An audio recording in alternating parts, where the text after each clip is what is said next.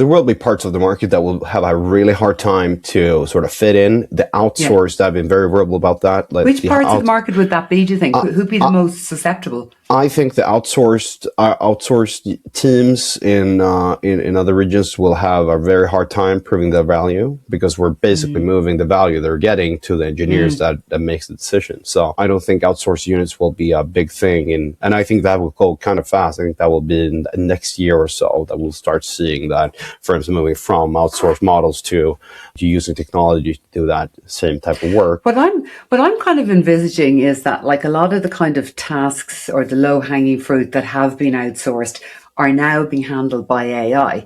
But then isn't there a whole new set of tasks that were being handled on site that are now moving down into that level of, right, we'll outsource these to a different region to handle? Maybe, but I just think that will sort of be much more of a junior task internally. So I think you'd rather, or I'd rather at least, invest in a junior talent that can come in, understand my operation, and I can sort of learn this individual over the course of whatever years, and then set this one up for success internally, versus me going to an outsourced agency in Bangalore and asking them to just do this. I think that's sort of, if you compare the value of the two, it's very obvious sort of where you can compound.